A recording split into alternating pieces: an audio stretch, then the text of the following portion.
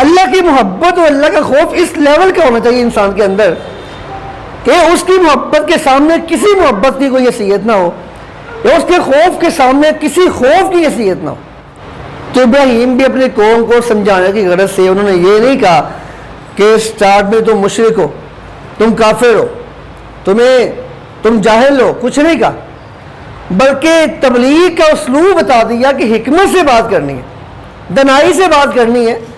اگرچہ آپ کے سامنے کتنا بھی غلط کام ہو رہا ہے، آپ یہ نہیں کہہ سکتے میں رائٹ پہ ہوں اس لیے مجھے سخت بولنے میں کوئی حرج نہیں ہے، نہیں، ایسا نہیں ہے۔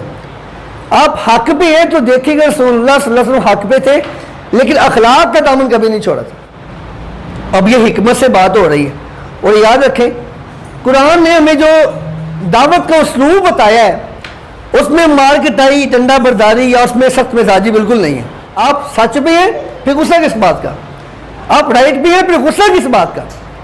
آپ کو دلائل مضبوط ہیں بات کرتے ہوئے، جس کے بعد دلائل مضبوط ہو اسے غصہ نہیں آتا، اور جس کے بعد دلائل نہ ہو وہ لڑتا ہے، وہ جھگڑتا ہے، وہ کوشش کرتا ہے میں اپنی اونچی آواز سے اگلے بندے کو دبا دوں۔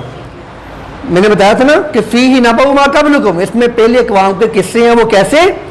قرآن کہتے ہیں کہ ما کان حدیثا یفترا، یہ قصے گھڑے ہوئے نہیں ہیں، یہ وہ قصے جو حقیقت ہے، ان سے آپ کو سبق ملے گا۔ وہ کیا؟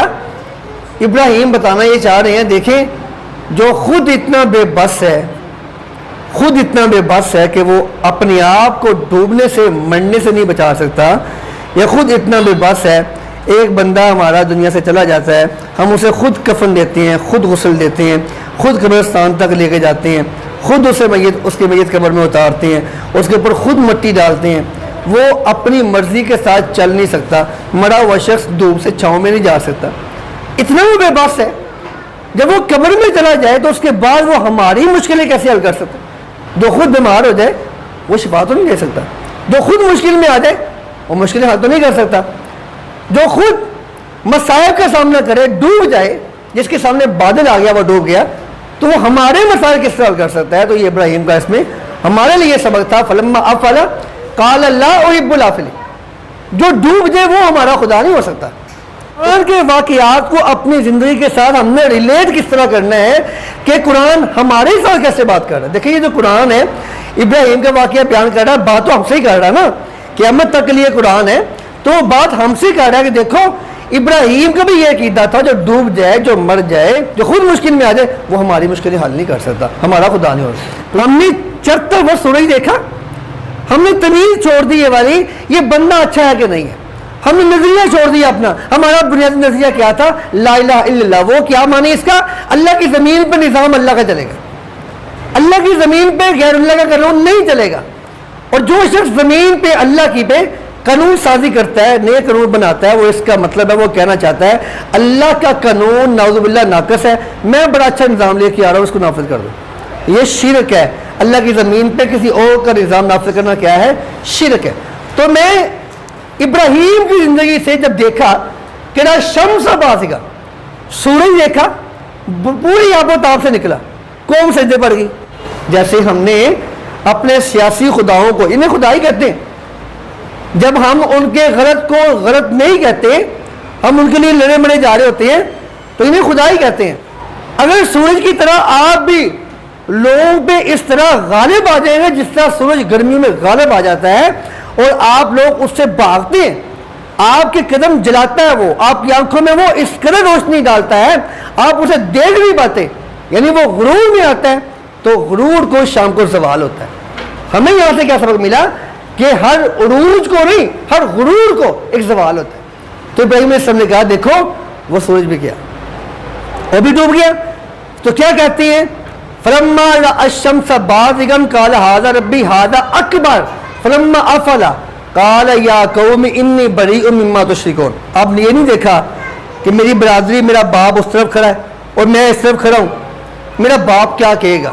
یہ نہیں ہوتا یہاں پہ۔ جب آپ حق کے ساتھ کھڑے ہیں نا، پھر باپ ہے یا والدہ ہے یا بہن بھائی ہیں، عزت احترام تقریم ان کی اپنی جگہ بجا ہے، لیکن حق کا راستہ نہیں چھوڑ سکتے۔ ہم ان سے بات کر سکتے ہیں، انہیں سمجھانے کی کوشش کر سکتے ہیں، لیکن ہم حق کا راستہ نہیں چھوڑ سکتے۔ آج ہمیں یہ کیا حکم دیتا ہے وَكَيْفَ أَخَافُ مَا أَشْرَكْتُمْ وَلَا تَخَافُونَ أَنَّكُمْ أَشْرَكْتُم بِاللَّهِ مَا لَمْ يُنَزِّلْ بِهِ عَلَيْكُمْ اور میری قوم کے لوگوں، اور تم مجھے کہتے ہو میں اللہ کو چھوڑ کے ان کو پکاروں؟ تم کون سا ان کو چھوڑ کے اللہ کو پکار رہے ہو؟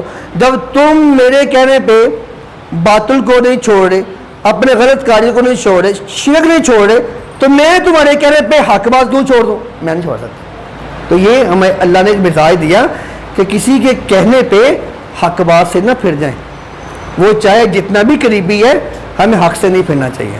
تو پھر آگے وہ رد عمل آیا جو رد عمل ہمارے ساتھ بھی آتا ہے، وہ کیا؟ ابراہیم کے ساتھ قوم نے آگے سے لڑنا شروع کر دیا۔ تو قرآن وہی بتا رہا ہے کہ اتحاجونی فی اللہ وقد ہدان، اور میری قوم کے لوگ تم مجھ سے لڑ رہے ہو، حالانکہ مجھے تم سے لڑنا چاہیے کہ تم لوگ اللہ کو چھوڑ کے ان بتوں کے سامنے سر جھکاتی ہو، سورج کو، چاند کو، ستارے کو پوجتے ہو، مجھے تم سے لڑنا چاہیے، لیکن میں جو کہ دلیل پہ ہوں، میں نظریے پہ ہوں، میں آپ سے لڑ نہیں رہا، آپ کو سمجھا رہا ہوں۔ قرآن کو اس انداز میں پڑھیں کہ یہ مجھ سے باتیں کرتا ہے، فی ذکرکم، یہ مجھ سے باتیں کرتا ہے اور مجھے کہتا ہے دیکھو ابراہیم کو ہم نے یہ دیا تھا، تمہیں یہ دیں گے۔ ابراہیم مشکل میں تھے، انہوں نے اللہ کو اپنے ساتھ پایا، تمہیں بھی اللہ کا ساتھ ضرور ملے گا۔ ابراہیم نے کسی کی گڈی چکتی ہوئی دیکھو، اس نے پیچھے نہیں چل پڑے تھے، اپنے نظریے پہ قائم رہے تھے، تم بھی ایسا ہی کرنا۔ ابراہیم نے کسی کی برائی کی وجہ سے اپنی اچھائی نہیں چھوڑی تھی، تم نے بھی ایسا ہی کرنا ہے۔ ابراہیم اگر لڑے تھے کبھی تو صرف اللہ کے لیے لڑے تھے، اپنی ذات کے لیے کبھی نہیں لڑے تھے، تم نے کبھی اپنی ذات کے لیے نہیں لڑنا۔ ابراہیم اگر اکیلا تھا، اللہ کے لیے وہ جنگ لڑ رہا تھا، تو اللہ نے اس کو تنہا نہیں چھوڑا تھا، اس لیے اگر آپ بھی اللہ کے لیے لڑ رہے ہوں گے، اللہ کو کبھی تنہا نہیں چھوڑے گا۔ ابراہیم کی زندگی سے ہمیں استقامت ملتی ہے، صبر ملتا ہے، تحمل مزاجی ملتی ہے، حلم ملتا ہے۔